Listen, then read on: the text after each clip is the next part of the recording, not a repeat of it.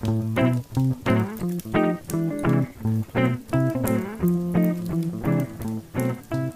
well, thanks for joining us here on Off the Shelf Book Talk with Book Lovers. I'm Elizabeth Nelson here with Kay Johnson. What you reading this time, Kay? Well, I want you to know that I am on book 15 in the Tom Pollard and Toy series. And they're by a woman named Elizabeth Lamarchand. Okay. And there's 17 books in the series, but for some reason only 15 are ebooks. So I have to find the next two. I either have to buy them or find them physical books. And she was an educator by profession and started writing books when she retired in 1967. And she died in 2000, so there will be no more books. And they're sort of police procedurals a little bit. Okay. But what I really like about them is she walks you through how he solves them. Okay. They just don't magically, find the murderer. Okay, But it's always like something trips something. And it's like, oh, okay. voila. But they're great reads. They're kind of British weekend mysteries. Okay. But they're really great. And I'm on number 15 right now, and it's like, what am I going to do next? I'm going to go in the morning. I've got to find these 2 extra books so I can stretch this out. Yeah, well, that'll keep you busy, though. That's true. I can get them on Amazon, I think. Okay. But the author's name is Elizabeth Lamarchand. Okay. Lemarchand. Okay. And the books, it's a series, the Pollard and Toy book series. Okay.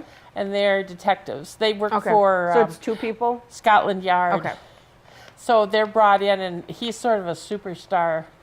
And so they always have to deal with going into small towns and dealing with the police. Oh, okay, yeah. Because they're brought in when they can't solve the crime. Okay. And stuff. So there's some interesting crimes. You really have to wonder about people who write these kind of books. Well, it's the same thing where if you watch Midsummer Murders, which is from BBC British TV, you're like, it's gone on for, there's at least 16 seasons, and you're like, how can you keep looking for ways that you're killing people? And each one's different. So you have to really lay in bed at night and think, I just don't have a mind like this. I could not write these books. It's almost like they need a big wheel, and they're like, okay, this week's character is beheaded or something. I don't know. Yeah, that's about it. Or you need to do a scramble thing where you just pull out, this is the person that dies. Well, this sort is of how Clue. Clue, yeah. Yeah, Mr. Green in the library with the knife. And stuff, but they're really good books. I highly recommend them. So if you're looking for a new series, I checked the Hutchinson Public Library on their Pioneerland site, and they had 4 in the collection. Yeah. So they can probably find some more. Yeah. So what are you reading, or what haven't you been reading? What haven't I been reading? I've been reading a lot, but kind of sticking in the sort of procedural genre. I started a new series. It's the Charlie Davidson series, and these are by, I'm going to butcher this first name probably, Dorinda Jones. And the first book is called First Grave on the Right, and then the second book is The Second Grave on the Left. So that's clever. You can see a theme here, and this is another one where I think there are at least 12 books so far in this series. But the main character, Charlie Davidson, she is a private investigator who works, and her uncle is on the police force, but she has a little extra side project she does because she is the Grim Reaper. In real life? In real life. She's the Grim Reaper. So if dead people want to pass on, they have to come to her. So ever since she was little, she's been working with her uncle and father, who were the police detectives, because the dead people who were murdered would come to her, and she, as a 5-year-old, could just ask them, who killed you? And then the police would know who to go and get. And they'd have to, figure it out how they were going to do it. But so that's why she became a private investigator. Okay. Because she figured she could solve this with the help of dead people. Cape? She does not wear a cape. She does have a dead man It's like she wanted to buy this apartment, and so she walked into the apartment, and there was a ghost standing in the corner facing the wall. His name is Mr. Wong, and he just hangs out there in the corner, never turns out of the corner, never interacts with her when That's she's a little doing weird. anything. It's just, so every time she talks about going into the apartment, she's always like, and I waved to Mr. Wong as I left, and like, so then as the other ghosts come in, they're always like, do you know you have a dead guy in your corner?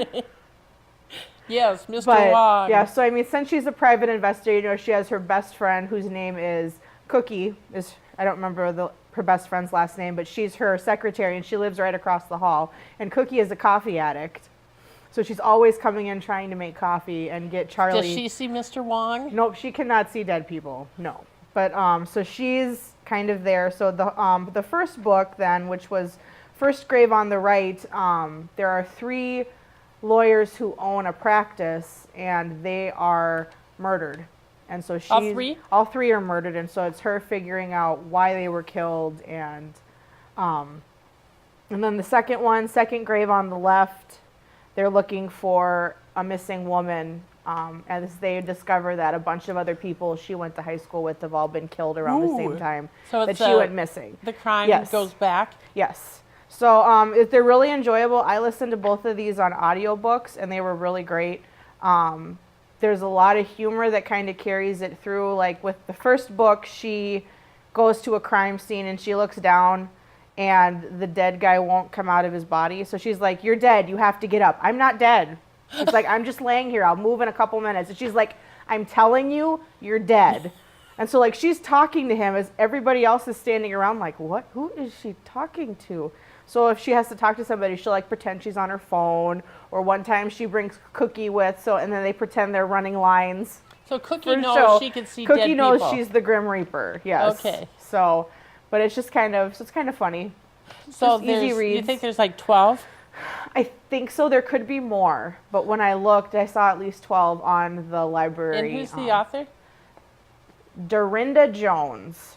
So, D-A-R, can't read my writing, Y-N-D-A, Dorinda. Okay, Dorinda. Yeah, and the lady that reads the audiobooks is really great. So, and they're just quick. You Fun. You don't have to be really into what you're doing. You can kind of figure it all out. So that's Okay. kind of good. Yeah, Kind of nice. Yeah. nice read. Yeah, and I downloaded. I had the third one on my way here today. It told me the third one was ready for me to listen to, so I'm sure that's what I'll be listening to on my way home. But I don't remember. I'm sure it's Third Grave on something, because that kind of seems to be the theme. Okay. So we'll see what happens if we run out of directions. yeah, some that's point. right. Well, you've got northeast, southwest. Yeah. So you've got at least 8 directions. Yes, and then after that, definitely. you might be in trouble. Yeah. Let's see. I think kind of still following that police procedural. I also, well, it's not. It involves the police. The Woman in the Window Oh, by yes. A.J. Finn. So what did you think of that book?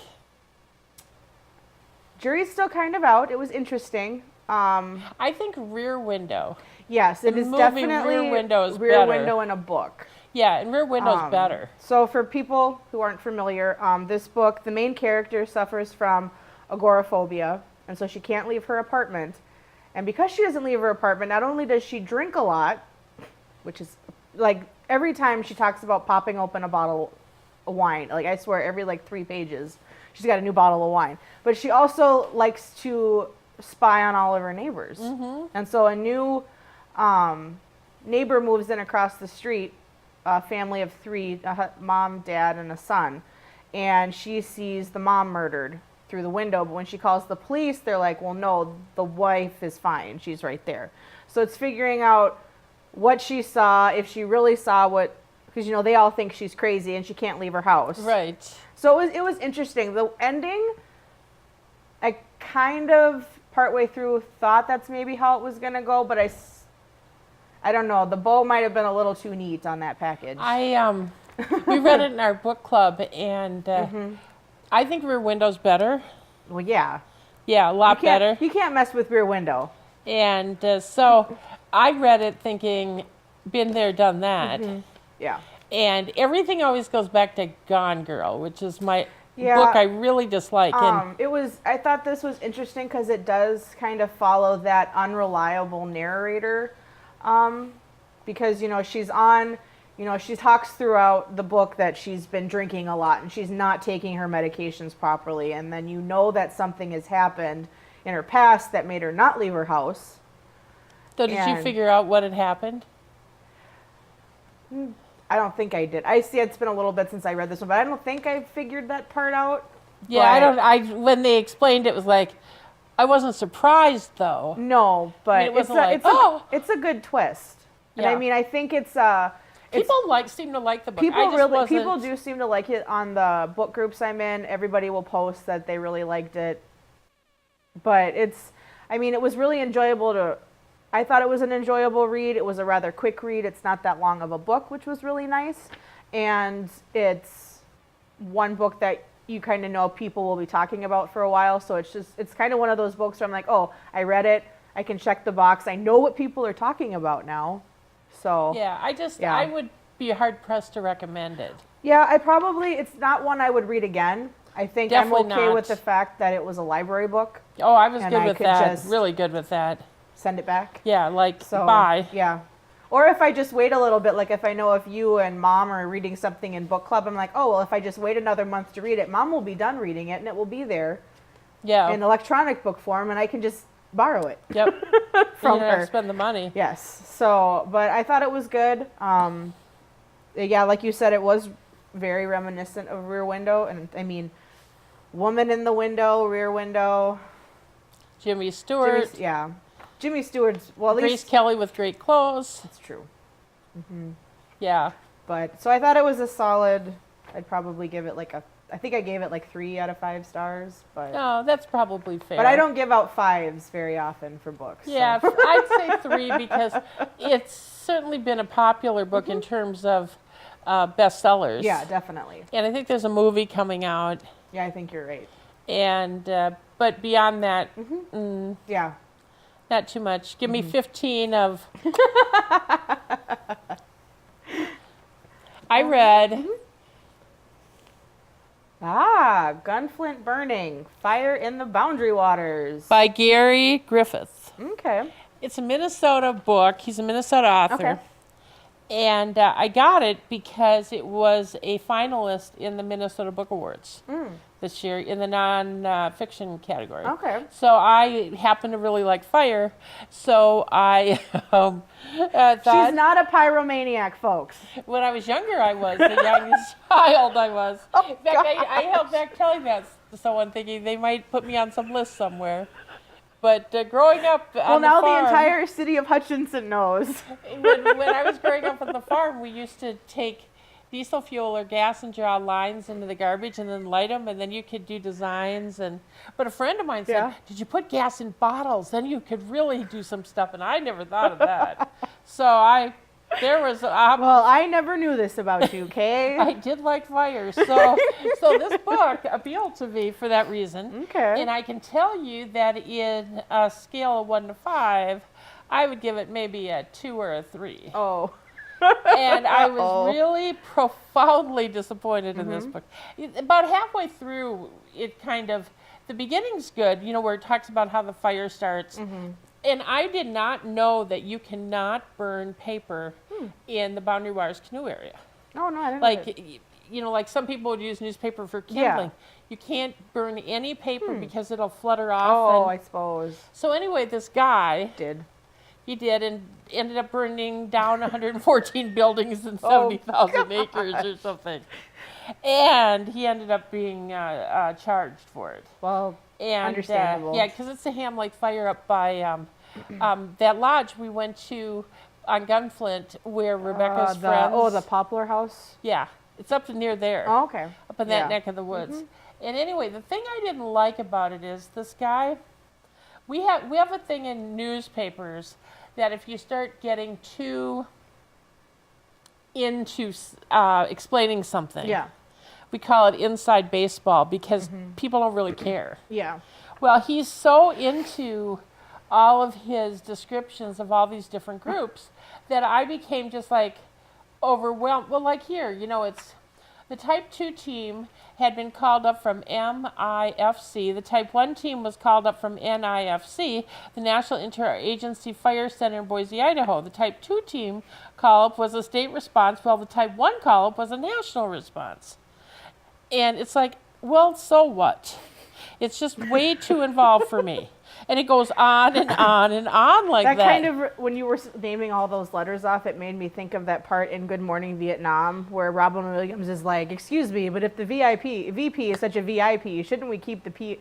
You know, he's going on and on with all these different ones, and you're just like. Acronyms. Yeah, and so, yeah, because like here it's like, Federal Emergency Management Agency, a Type 1 event is most complex, requiring Yeah. often exceed 500 per operational period, and total personnel will exceed 1,000. Okay. Well, you know, this is all fine and good if I'm building a government, but it's not so great when I'm reading a book. And so, you know, it just, I go back to Daniel Brown's book on the Hinckley Fire. And that is a fabulous book. Okay. And that book moves as fast as that fire moved. and he doesn't, even though there's a response, you know, he doesn't drag you down in it. And this, I literally was like, dear God, I just did not think I'd make it. Oh, gosh. And it would, normally I can blow through a book in a day at the most. Yeah. This one just, especially one that size. That's like, this is no big deal. But I'll tell you, once you get caught up in the time team 1, team 2, blah, blah, blah, it's like, oh, who cares? So anyway, I have to, Gary, you know, there's probably a huge audience for your book, but it's just not me. Yeah. So.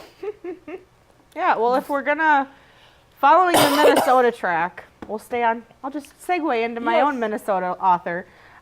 This book I got at, there's a really cute bookstore down in Austin, Minnesota called Sweet Reads. Okay. And just a really cute shop owned by a local couple down there. And they actually, because they wanted to have something a little extra besides bringing in like authors or having small gifts, they also have the largest collection of Berenstain Bear, both book and memorabilia. Oh, wow. So they have a little museum in the back of all kinds of Berenstain Bear stuff. A lot of people come to see the bears? I think so, yeah. It looks like it's pretty busy, and it was just a kind of a cute shop, and I was really happy because books were really reasonable. And my husband left me on chaperone, so of course I came out with a big box of books, which they had, and there they had a display in the front, which was all Minnesota authors or books that take place in the area.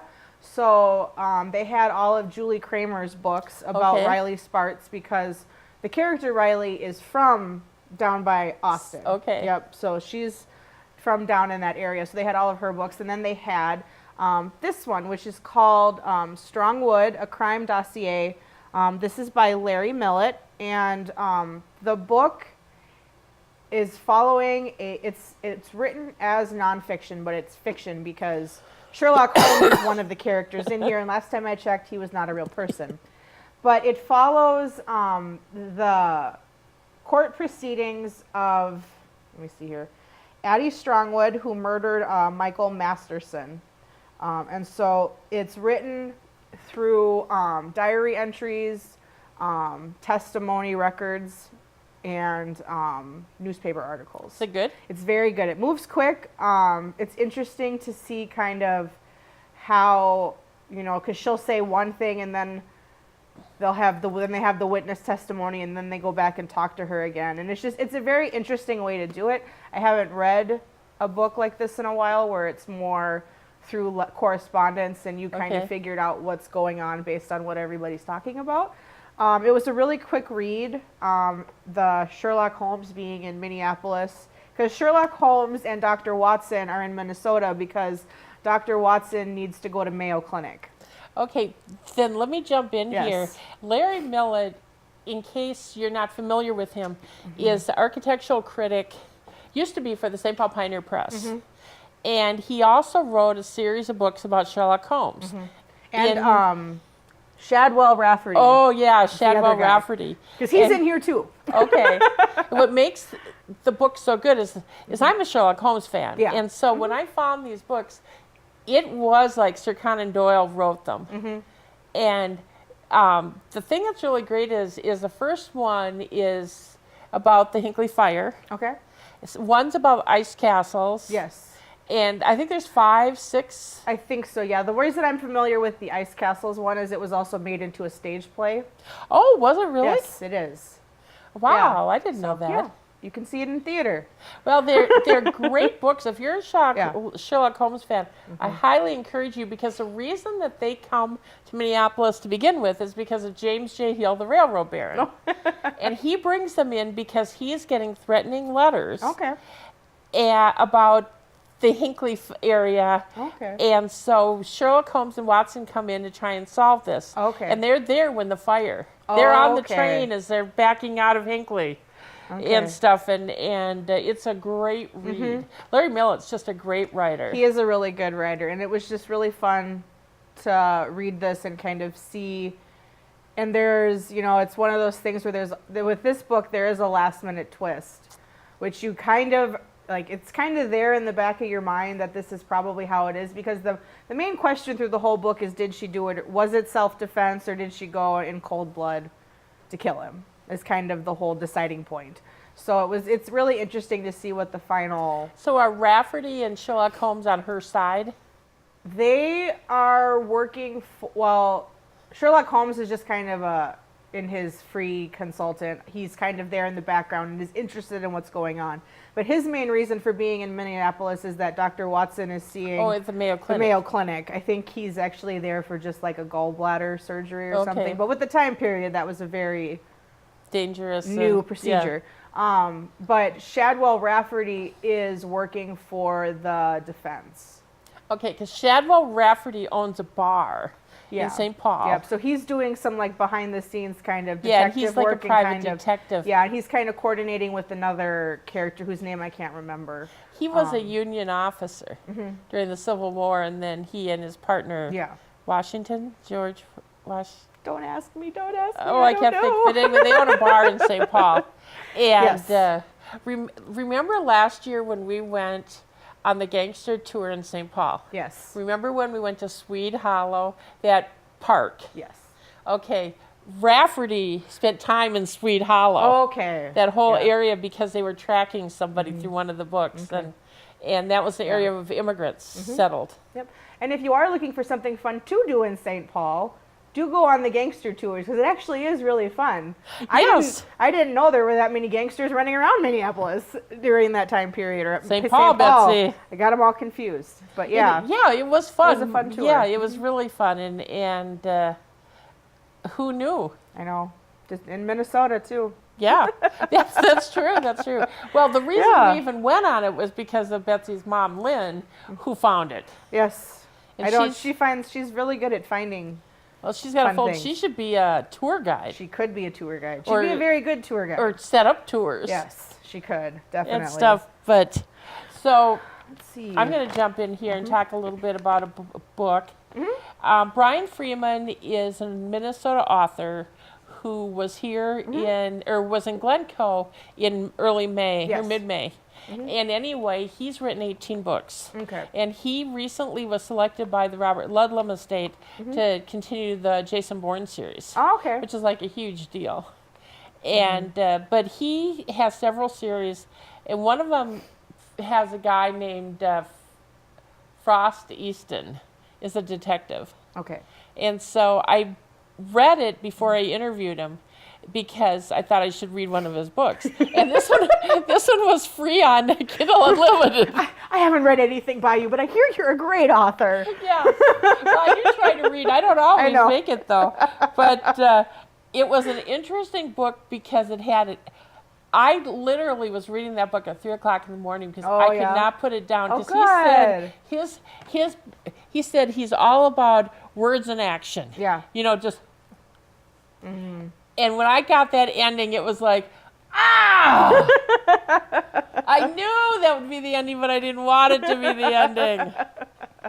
And so he's a clever guy. Good. He's fun to talk. He was fun to talk to. He was very witty and all those good things. But if you're looking for an interesting book, it's called The Crooked Street by Brian Freeman. And it's the first in the Frost Easton series. Okay. And he's got 3 books in that series. And he, which is interesting, one of the 3 won the Minnesota Book Award this year for genre fiction. Okay. He was competing against the fellow Alan Eskens, who did the Community Read book. Yeah. And Brian had been nominated 5 times. He said he felt like Susan Lucci from All My Children. And but he won this year, so that was good. So what else is on your list, Betsy? Well, I've got quite a few, but I actually think they're going to have to wait till next time. Oh, we're already out of time? I know. So we'll see you next time we're on here. If you want to get in touch with us, reach out on Facebook or Instagram, and we'll see you next time.